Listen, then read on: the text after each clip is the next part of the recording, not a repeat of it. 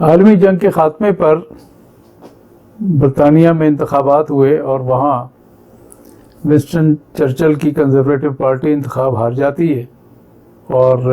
Labour party انتخاب میں کامیاب ہوتی ہے۔ اس کے وزیر اعظم کلیمنٹ ایٹلی اعلان کرتے ہیں کہ ہم 1948 میں بر صغیر کو چھوڑ دیں گے اور انتقالی اقتدار کر دیں گے۔ ساتھ ہی وہ انتخابات کا اعلان کرتے ہیں کہ 1946 میں انتخابات ہوں گے اور جو منتخب اراکین ہیں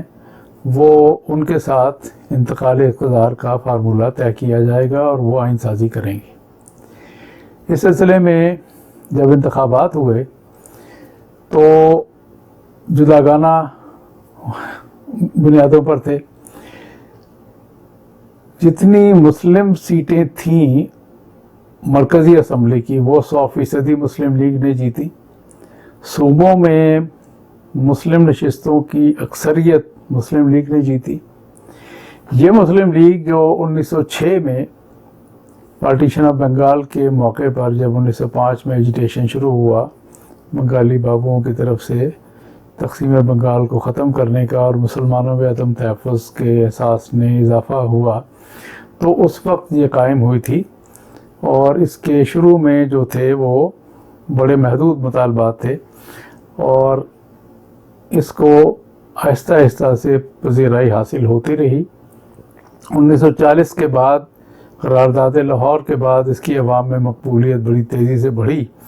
اور 1946 کے جو انتخابات ہوئے اس میں اس کو تقریباً اس نے سویپ کیا مسلم نشستوں پر، سوائے صوبہ سرحد میں وہاں کانگریس کو زیادہ نشستیں ملیں،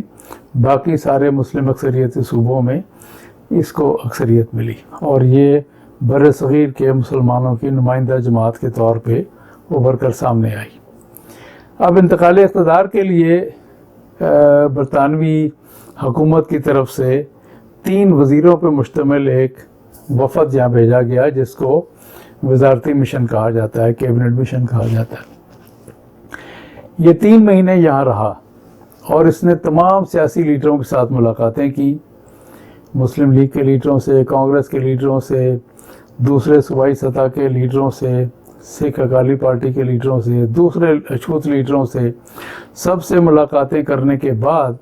انہوں نے ایک پلان دیا جس کو کیبنٹ مشن پلان کہا جاتا ہے۔ اس پلان میں جو سب سے اہم بات تھی وہ یہ تھی کہ انہوں نے یہ تجویز دی کہ بر صغیر کو 3 زونز میں 3 گروپس میں تقسیم کر دیا جائے لیکن ان کا مرکز ایک رہے، یعنی ایک ڈھیلا ڈھالا وفاق ہو یا کنفیڈریشن ہو جس کے 3 زون ہوں، مرکز میں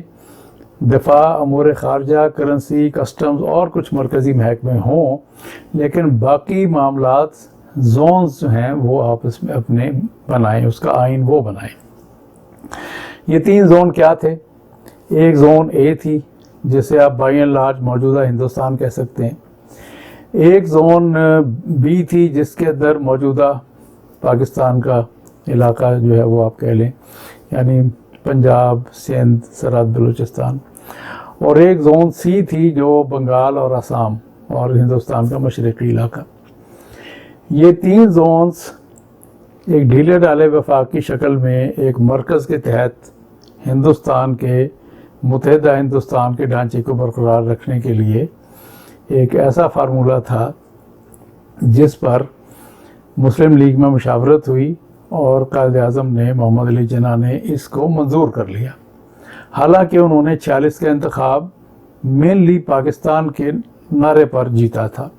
مگر یہ منصوبہ انہوں نے منظور کر لیا اور کہا کہ ہم اسی کو پاکستان سمجھیں گے، آپ اسی کو پاکستان سمجھیں۔ لیکن دوسری طرف انڈین نیشنل کانگریس کی قیادت نے کیا کیا کہ انہوں نے انتقال اقتدار کے باقی نکات تو منظور کر لیے لیکن اس اسکیم کو انہوں نے رد کر دیا۔ جب اس اسکیم کو انہوں نے رد کر دیا تو اس کے بعد پھر مسلم لیگ کی قیادت کے پاس بھی کوئی راستہ نہیں تھا کہ انہوں نے بھی پھر کیبنٹ مشن پلان کو نامنظور کر دیا۔ اس موقع پر دلچسپ دیکھنے کی بات یہ ہے کہ کانگریس میں ابوالکلام آزاد اور مسلم لیگ میں قائد اعظم محمد علی جناح، جو دونوں ایک دوسرے کے سخت خلاف تھے، اس معاملے میں متفق تھے اور وزارتی مشن منصوبے کی اس گروپنگ سکیم کو رد کرنے پر ابوالکلام آزاد نے نہرو پر بڑی سخت تنقید کی ہے، اور انہوں نے ان کے وہ تنقیدی حصے جو ان کی کتاب انڈیا ونز فریڈم میں ہیں وہ محفوظ کر دیے گئے، اور نہرو نے ان کو شائع نہیں ہونے دیا تھا اور 30 سال کے لیے رکھ دیا گیا تھا کہ 30 سال کے بعد وہ اسے ان کی کتاب میں شامل کر کے شائع کیے جائیں۔ یہ منصوبہ ہی واحد ایک منصوبہ تھا جس کے تحت بر صغیر کی وحدت برقرار رہ سکتی تھی۔ بر صغیر کو ایک مضبوط مرکز کے تحت رکھنا ناممکن تھا، یہ ایک بات۔ لارڈ ویول جو وائس رائے تھے، ان کی بھی پوری کوشش تھی کہ اس منصوبے پر عمل درآمد ہو، لیکن جو کانگریس کی قیادت ہے وہ ایک مضبوط مرکز کی حامی تھی، اور اس کا یہ کہنا تھا کہ ہم ایک مضبوط مرکز کا ہندوستان چاہتے ہیں۔ چنانچہ یہ تنازع چلتا رہا اور 47 کا سال شروع ہو گیا، اور یہ جب حل نہ ہوا اور ویول یہ زور دیتا رہا کہ اس پر عمل ہو، تو کانگریس اور ویول میں تنازع بڑھ گیا، اور کانگریس نے پھر درخواست کی برطانوی حکومت سے کہ ویول کو برطرف کر دیا جائے۔ چنانچہ وزیر اعظم ایٹلی نے ویول کو بلا کر لندن میں ڈسمس کر دیا، برطرف کر دیا، اور اس کی جگہ لارڈ ماؤنٹ بیٹن کو یہاں وائس رائے بنا کر بھیجا۔ ساتھ ہی وزیر اعظم ایٹلی نے یہ اعلان بھی کر دیا کہ اب 48 کے بجائے ہم انتقالی اقتدار 47 میں کر دیں گے، اور ماؤنٹ بیٹن جو ہے وہ اگست 47 میں انتقالی اقتدار کر دیں گے۔ اس پس منظر میں یہ جب ہم دیکھتے ہیں کہ جیسے میں نے پہلے بھی عرض کیا کہ یہاں 3 سٹیک ہولڈرز ہیں جن کے درمیان کشمکش چل رہی ہے۔ انگریز کی کوشش ہے کہ اپنا زیادہ سے زیادہ مفاد محفوظ کرے، کانگریس کی لیڈرشپ کی کوشش ہے کہ پورے مضبوط مرکزی ہندوستان پر قبضہ کرے، مسلمانوں کی کوشش ہے کہ وہ زیادہ سے زیادہ اپنے اکثریتی صوبوں کو علیحدہ کر لیں یا اس کے اندر تحفظات حاصل کر لیں۔ اس کے لیے جب یہ وزارتی مشن منصوبے کی گروپنگ سکیم رد ہوئی تو پھر مسلم لیگ نے ایک ڈائریکٹ ایکشن ڈے کی کال دی، اور اگست 46 میں کلکتہ میں ہندو مسلم فساد بڑے پیمانے پر ہوا۔ پورے بر صغیر میں ہندو مسلم فسادات بڑی شدت اختیار کر گئے، اور بہار میں، نواکھلی میں، پنجاب میں، یو پی میں، ہر جگہ اتنے فسادات بڑھ گئے کہ انگریز کو یہاں سے بھاگنے کے لیے جلدی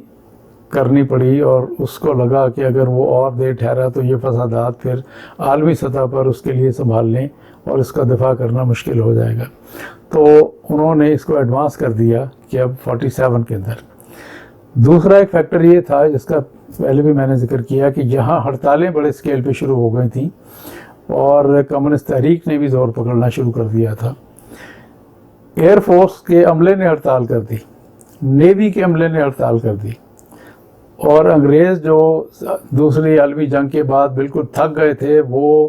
مصر تھے کہ ہمیں یہاں سے واپس بھیجا جائے، ہم اب یہاں زیادہ دیر رہنے کو تیار نہیں ہیں۔ اب ماؤنٹ بیٹن کو مارچ میں وہ آتے ہیں اور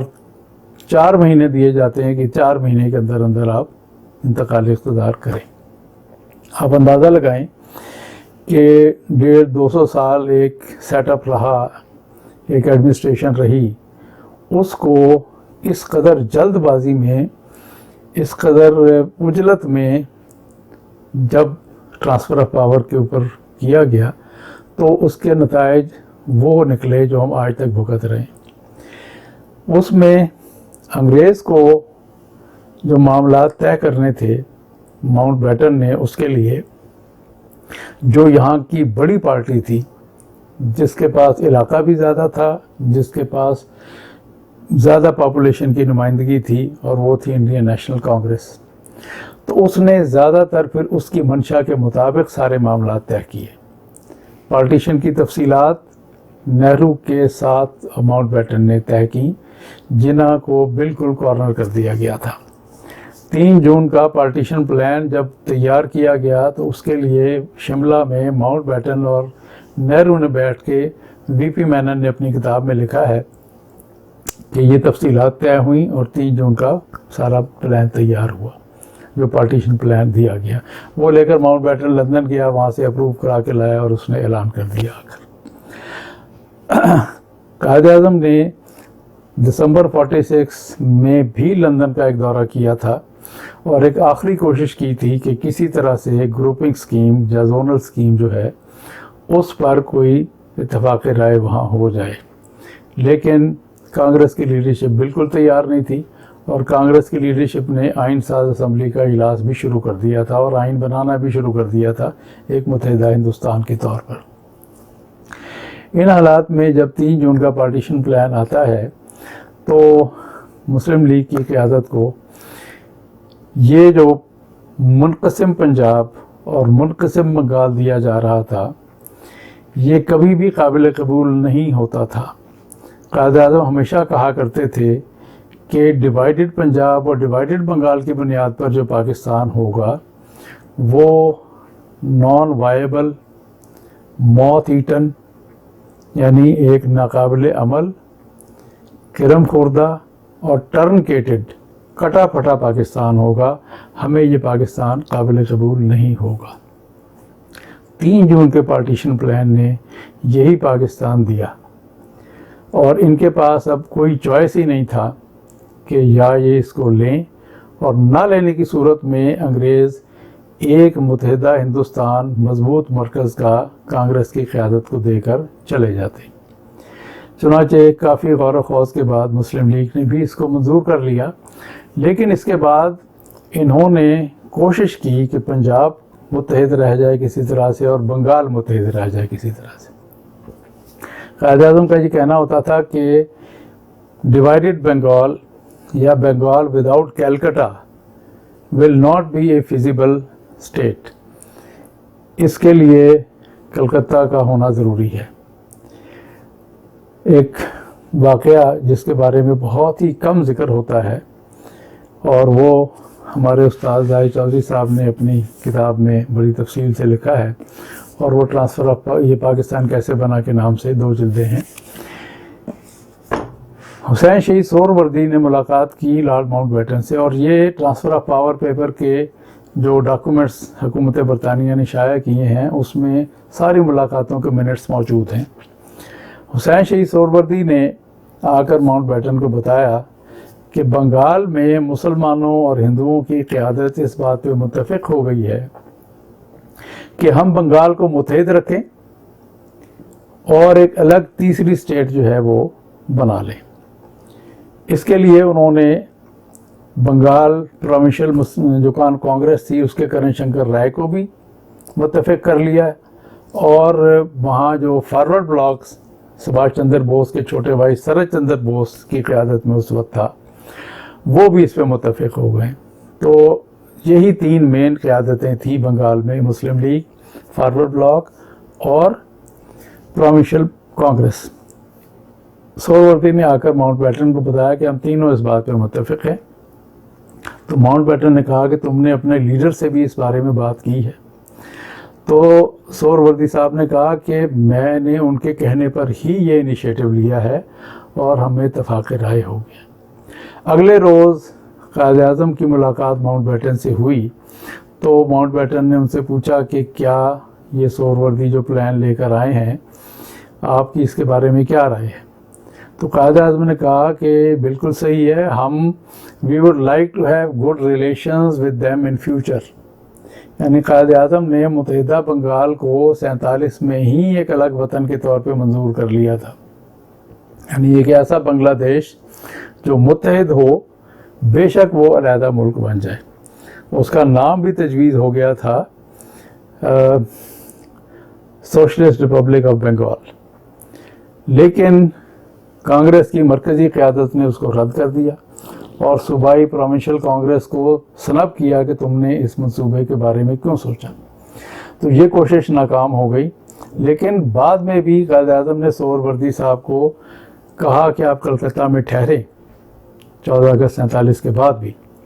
آپ وہاں ٹھہر کر کوشش کریں کہ کسی طرح سے بنگال کو متحد رکھا جا سکے۔ پنجاب میں یہ ہوا کہ یہاں اکالی پارٹی کے لیڈروں کو قائد اعظم نے بہت سمجھانے کی کوشش کی کہ آپ ہمارے ساتھ مسلم لیگ کا ساتھ دیں اور ہم پنجاب کو متحد رکھتے ہیں، آپ کو جو مراعات ہیں وہ ہم دیں گے۔ لیکن کانگریس کی لیڈرشپ میں بالخصوص پٹیل نے اکالی پارٹی کے لیڈر ماسٹر تارا سنگھ کو یہ آفر کی، اور نہرو صاحب نے بھی، کہ آپ کو ہم ایک علیحدہ خالصتان کا صوبہ دے دیں گے جس میں آپ کا اسپیشل سٹیٹس ہوگا۔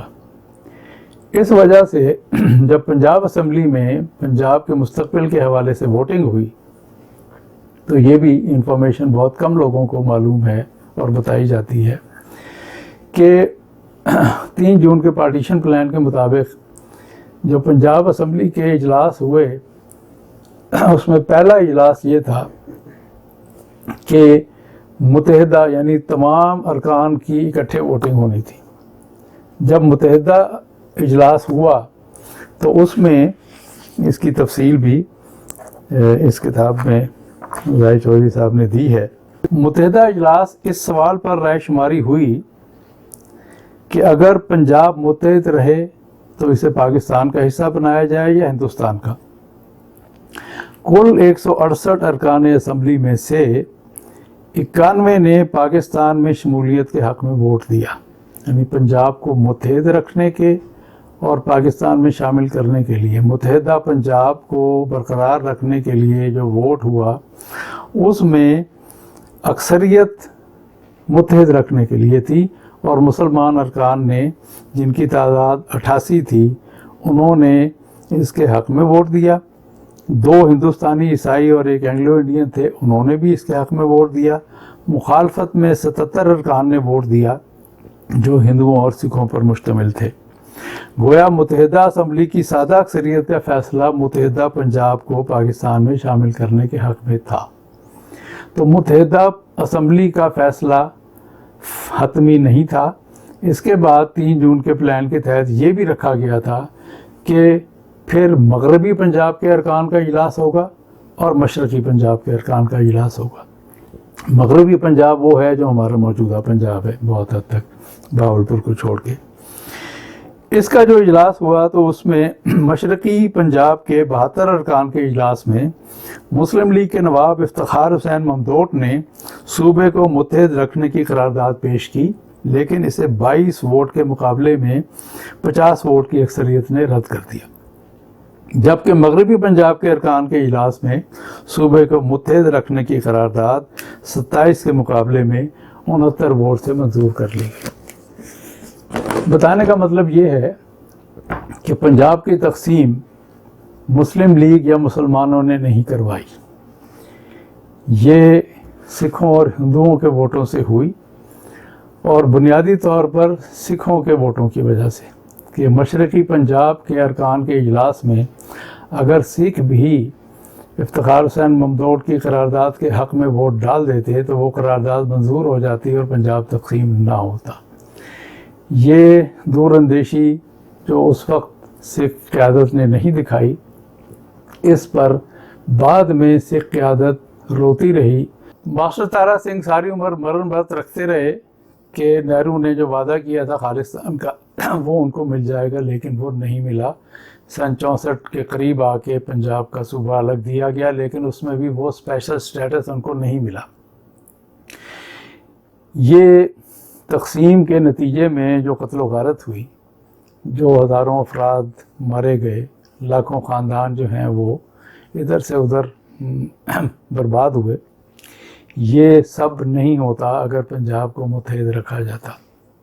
اور اکالی پارٹی سیاسی دور اندیشی کا مظاہرہ کرتی۔ کشمیر کا مسئلہ سرے سے پیدا ہی نہیں ہوتا، کیونکہ کشمیر کو وہ کوریڈور ہی نہیں ملنی تھی جس کے ذریعے اس کا علاق ہندوستان کے ساتھ ہوا۔ لیکن جس اجرت میں یہ سب کچھ کیا گیا تو پنجاب کی پارٹیشن کا فیصلہ اور پھر باؤنڈری کہاں ہوگی یہ بھی نہرو اور ماؤنٹ بیٹن نے طے کیا۔ ریڈ کلف محض اس کا نام دکھاوے کے لیے استعمال ہوا۔ रेड क्लिफ का बाउंड्री कमीशन जो डॉक्यूमेंट्स बरतानिया ने रिलीज़ की हैं ट्रांसफ़र ऑफ पावर पेपर्स के नाम से, उनको देखें तो पता चलता है कि वो महज एक ढोंग था। सर रेड क्लिफ यहाँ आए, चंद दिन यहाँ रहे और चले गए। बुनियादी फ़ैसले नेहरू और माउंटबेटन ने किए। गुरदासपुर के ज़िले को तकसीम इसलिए किया गया कि एक कॉरिडोर कश्मीर को दी जाए हिंदुस्तान के साथ मिलाने के लिए। फ़िरोज़पुर रोड की तकसीम इसलिए की गई कि सतलुज एक कुदरती बाउंड्री बने हिंदुस्तान और पाकिस्तान के दरमियान, क्योंकि नेहरू ने ये लिखा था कि अगर ये दरिया बीच में ना हुआ तो फिर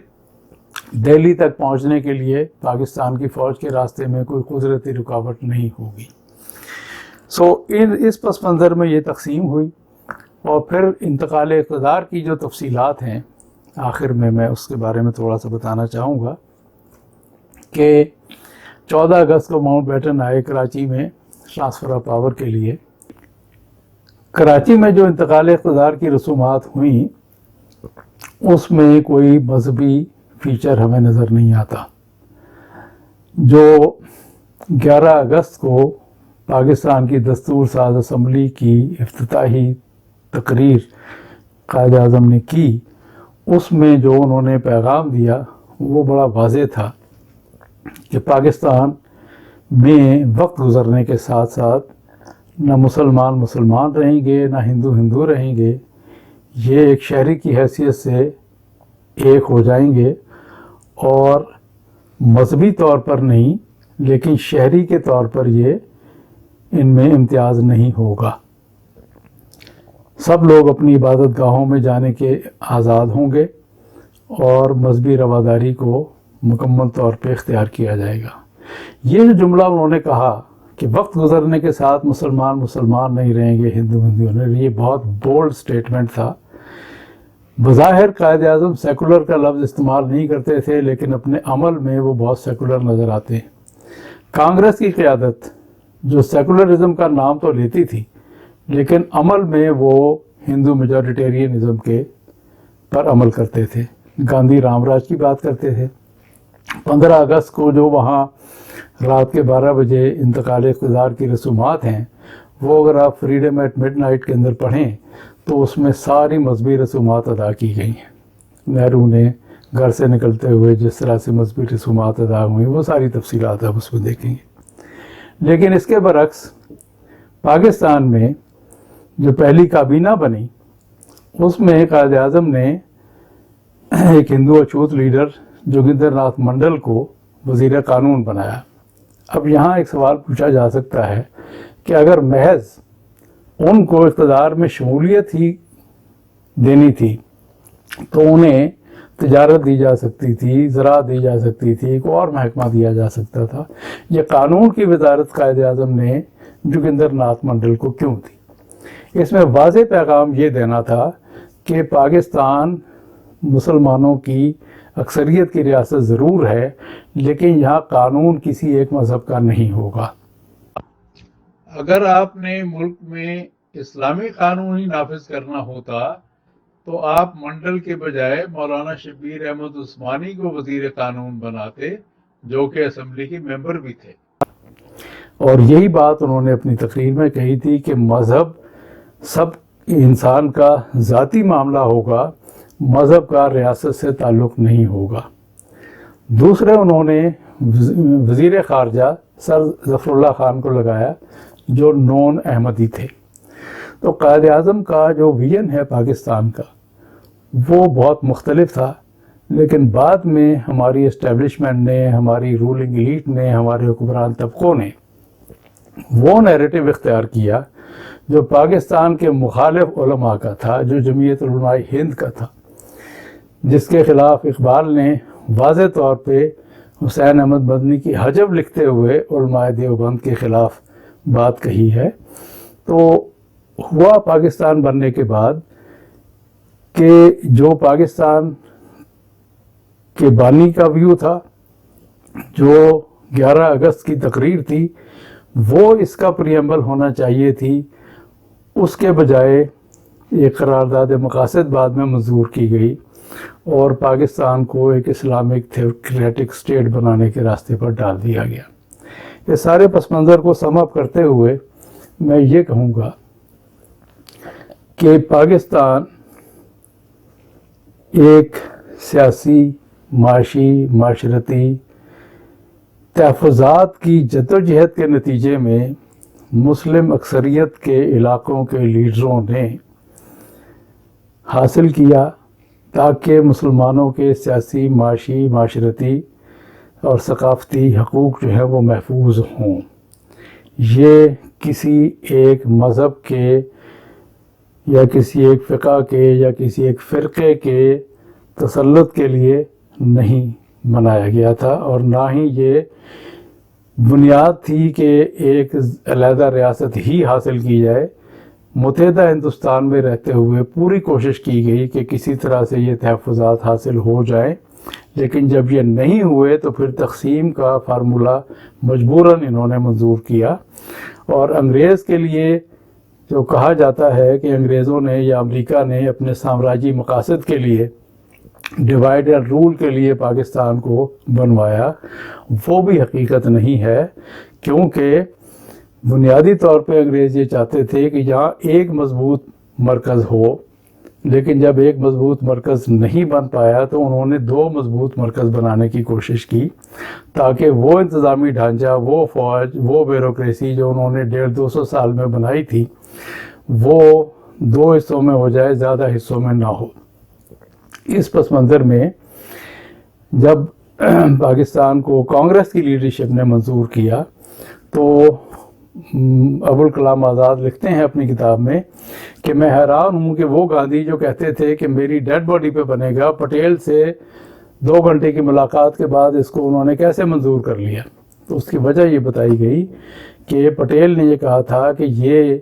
خود جو بقول قائد اعظم ایک non viable truncated moth eaten Pakistan ہے،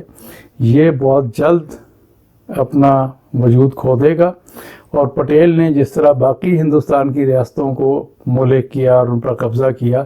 ویسے ہی ان کا خیال یہ تھا کہ وہ پاکستان پر بھی قبضہ کر لیں گے۔ اس پس منظر میں کانگریس کی قیادت نے اس کو بلکہ فیسیلیٹیٹ کیا ایک طرح سے، اور انگریزوں نے بھی اس کانگریس کے ڈیمانڈ پر اس کو کیا،